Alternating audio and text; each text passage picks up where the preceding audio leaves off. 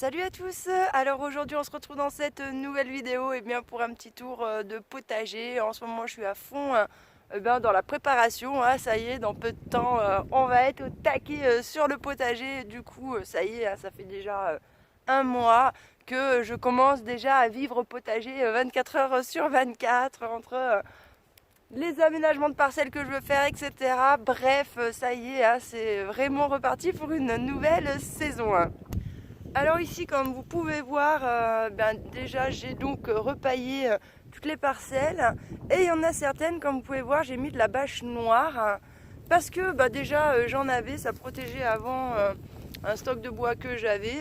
C'est de la bâche d'ensilage que je récupère auprès des paysans, donc celle-là ça fait 2 ans que je l'ai et je pense l'utiliser encore un bon petit moment. Et donc j'espère avec ça, que quand le soleil tape dessus comme c'est noir, que ça me réchauffe mon sol et que du coup mon sol se réchauffe donc un petit peu plus vite. Voilà, c'est un test. Ici j'ai paillé, j'ai récolté les derniers trucs qui restaient et là il me reste encore ce beau chou brocoli et ici un navet qui c'est pas trop fait bouffer par toutes les chenilles, etc. et qui eux ont plutôt bien repris. Bon là comme vous pouvez voir c'est paillé aussi généreusement. Là ces parcelles là aussi. Et donc là pareil, une petite bâche noire.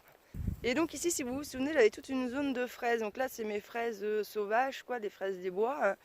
Et ici, bien avant, j'en avais. Le problème, c'est comme vous le savez, ces deux variétés que j'avais mis ici, déjà, elles galéraient grave. C'était la Mara des bois et la Gariguette. Et du coup, les chiens ont été grattés. Vous voyez, la terre est assez retournée. J'ai les campagnols qui sont là. Je crois que j'ai la taupe qui se balade aussi là-dedans. Bref, donc voilà, je me suis dit je vais les retirer de là et je les ai repiqués dans la serre pour la simple et bonne raison, c'est que je voulais pas les perdre. Entre les chiens, les rats-aux-pieds, etc., etc. Bref, ceux-là et le climat, ceux-là, ils avaient vraiment du mal, vraiment du mal à évoluer, quoi. Donc du coup, pour les sauvegarder, je les ai replantés, repiqués dans la serre. C'était ma zone de topinambour que j'ai repaillé et que j'espère que ça repartira bien cette année. Ici j'avais tout plein de fraisiers. Alors ceux-là ils avaient bien tenu puisque c'était la variété La Mamie qui chez moi vraiment s'acclimate très très bien.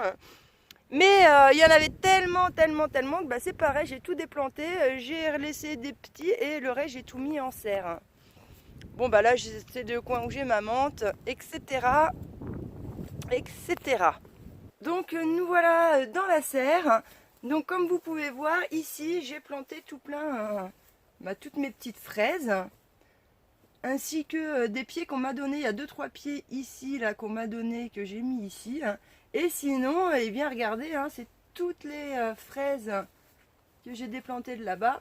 Et à la finalité, j'étais partie, donc j'avais 6, 7, 8, 9, 10 pieds qui avaient survécu. Et puis du coup, ça m'en fait pas mal entre les parcelles qu'il y a dehors.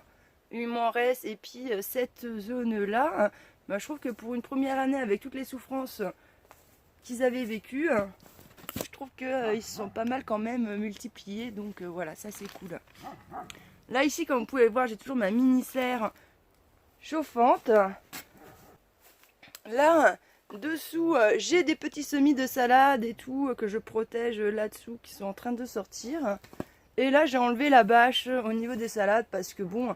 dans la serre, c'est rare qu'on dépasse quand même les -5, donc voilà, je l'ai enlevée, elle tient le choc, tout se passe bien. Et donc du côté là, j'ai enfin fini d'aménager. J'ai donc recréé une parcelle ici, et puis voilà sur les côtés. Et donc j'ai laissé une zone en fait dégagée, là comme vous pouvez voir, pour la simple et bonne raison, c'est qu'il me faut quand même de la place pour pouvoir faire tous mes semis, etc. Donc voilà, je trouve que c'est pas trop mal. Je sais pas si l'agencement il restera comme ça, mais en tout cas pour cette année, ça sera comme ça. Et donc je sais pas si vous vous souvenez, mais là où j'avais mis les salades, j'avais mis du fumier de cheval. Là, j'avais mis du tourteau de ricin pour faire des tests. Et au niveau de ces parcelles ici et là, Et bien en fin de compte j'ai mis du lithotarme. Alors le lithotarme c'est une algue qui est mise en forme de poudre, qui est très riche en calcium et en magnésium et qui permet en fait de rééquilibrer les sols acides et ça favorise la vie du sol. On me l'avait fortement conseillé l'année dernière quand j'ai eu mes problèmes de carence, etc. à cause de l'acidité de ma terre. Et du coup, bon bah c'était pas tombé dans l'oreille d'une sourde, mais sauf que bon bah l'année dernière, voilà, j'étais pas opérationnelle pour pouvoir le faire. Et donc bon bah cette année je l'avais acheté et du coup voilà, ça va pouvoir me permettre un petit peu de tester qu'est-ce qui fonctionne le mieux entre un petit peu ces trois petites choses là. Ensuite, au niveau de cette serre, et bien là sur le côté, j'ai mis une petite structure pour faire grimper, grimper des trucs quoi. Et en fait, je vais tester cette année. On voit pas très bien, mais j'ai étalé du fumier de vache. Et puis je vais venir planter dedans, histoire de faire des tests. Et dans ma petite serre ici, eh bien, il me reste tout le long de la mâche. En ce moment, j'en récolte, je la consomme, c'est super cool. J'adore la mâche. Et donc, bah voilà, ici, j'ai tout retourné à la terre pour préparer parce que cette zone-là, je ne l'avais pas fait l'année dernière. J'avais rien désherbé, j'avais juste paillé et planté directement dedans. Donc là, ça y est, c'est fait. Ici, il y a un petit truc pour faire grimper des choses. Et voilà. Ensuite ici, eh bien, j'ai mis un petit tunnel de protection parce que j'ai planté tout ce qui était oignon et ail. Alors bon, j'ai vu la vidéo d'Adrien Verlaine qui disait que l'ail, ça tenait pas mal le froid et tout. Donc j'aurais pas vraiment eu besoin de les protéger, mais l'oignon, j'en sais rien. Donc dans le bénéfice du doute, je protège un petit peu tout ça. Hein. Et puis d'un autre côté, ça fait toujours gagner quelques degrés, ce qui est pas mal. Ici, eh bien, il me reste toujours mes chouquelles, etc. Qu'on voit d'ailleurs que je consomme au fur et à mesure. Franchement, ça tient bien le froid. Il me reste aussi toujours incroyable, mais des betteraves blanches là qui sont là. Et là, c'est sans protection, hein, donc tout l'hiver, ça a passé comme ça. Donc je suis plutôt quand même assez contente.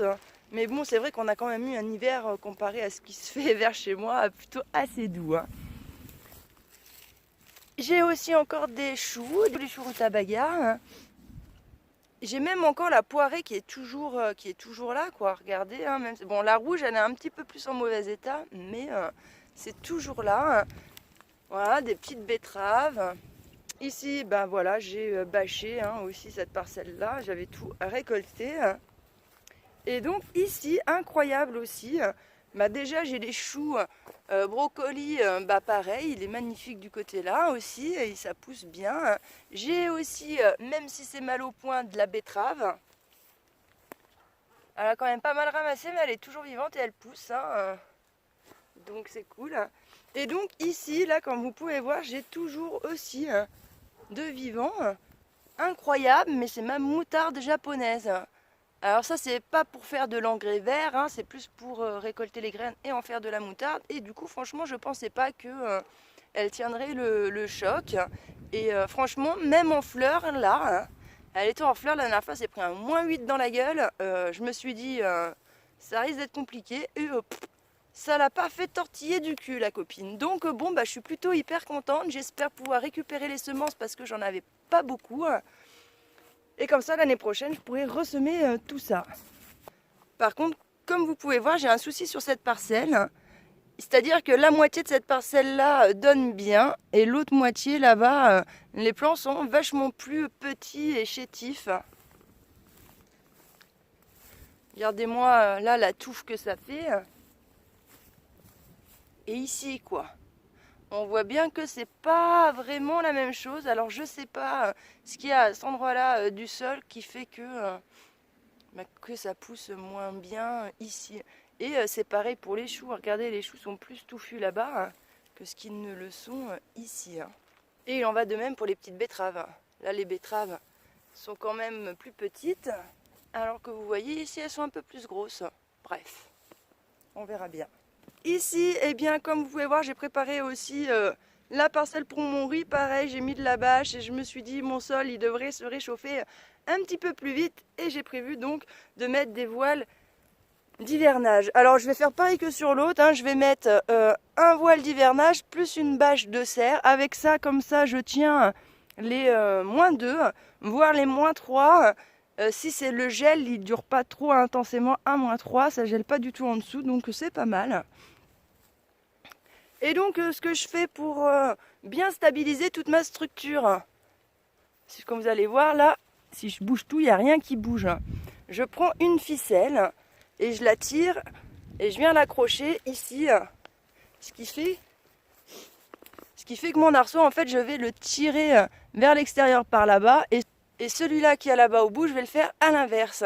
Ce qui fait que mes arceaux sont tirés donc de chaque côté et après je viens passer une ficelle qui passe autour de tous les arceaux et qui les maintient ensemble, et ce qui fait que via ce système-là, je peux avoir 30 cm de neige qui tombe sur mes voiles comme ça, et bien les arceaux ne se plient pas vers l'intérieur.